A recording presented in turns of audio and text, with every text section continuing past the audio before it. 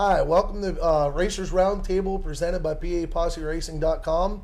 Today I am at J&K Salvage with Joe Darrah, the owner of the 89 Sprint car. We're here to discuss Cody himself as well as different aspects of local racing, from the handicapping to safety in the area, which Joe is very involved with. So welcome, Joe. Thank you, sir. Thank you. Let's get started. How did you get started in racing? Cody was 14 years. Well, I actually married into racing. My wife and her family are into racing, but when Scrub ended up getting an Outlaw ride, and my wife ended up getting pregnant, we got out of the racing locally.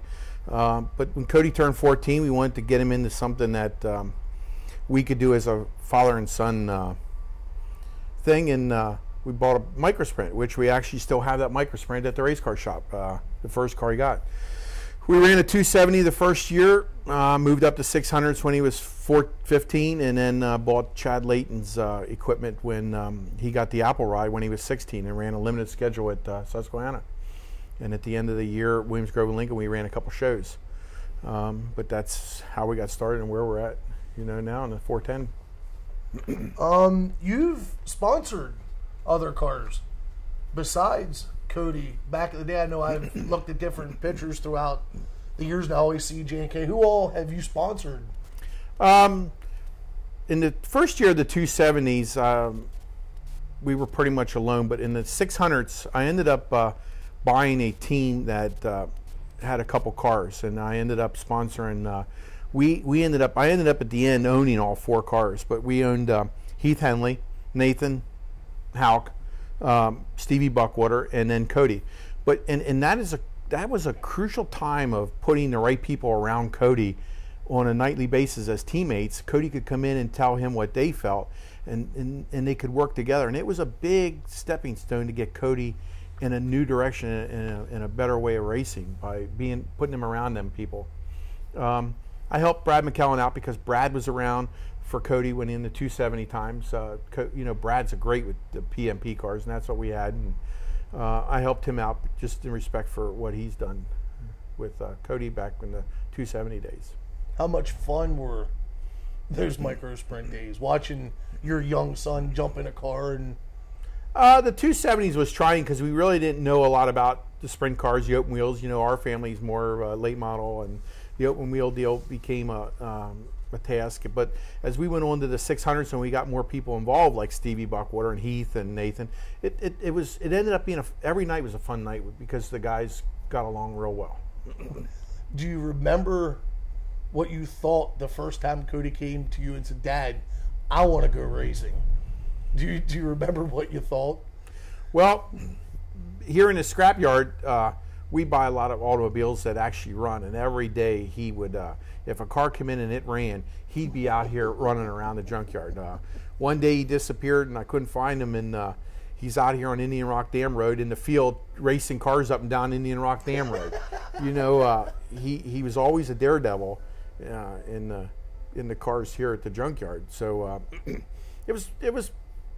I didn't think we'd get to where we're at today, but I thought it was pretty cool for him to want to race. Back when he ran the micros, even the 600s, did you know, watching him then, that it would lead into what's now is a full-time Outlaw ride? No, I would have never expected that.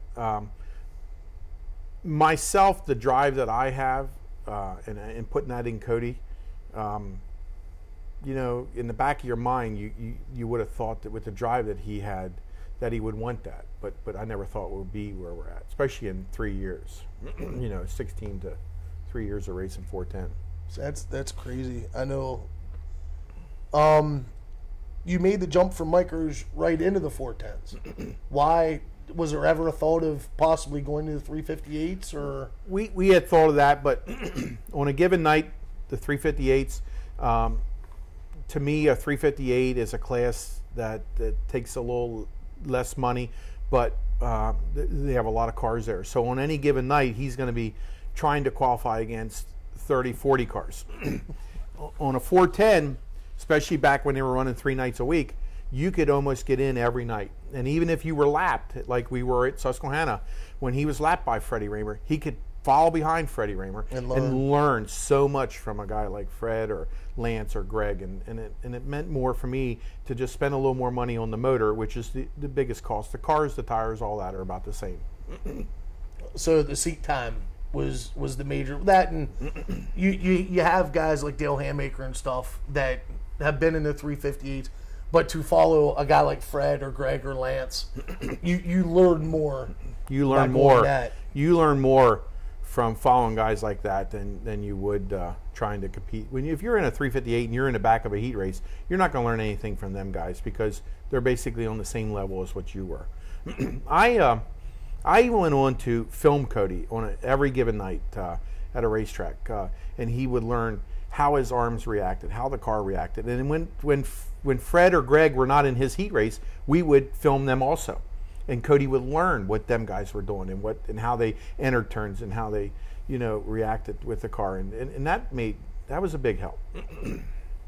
The first season, his first full season, Williams Grove, he had a lot of trouble adjusting, wrecked a lot. From looking back on it now, how tough of a season was that? On Cody more so on you. It was probably tough on him getting turn 3 down. Turn 3 it pinches you off, and you really got to learn how to enter that turn. And until he, I think we wrecked 4 weeks in a row there, and destroyed a car every night.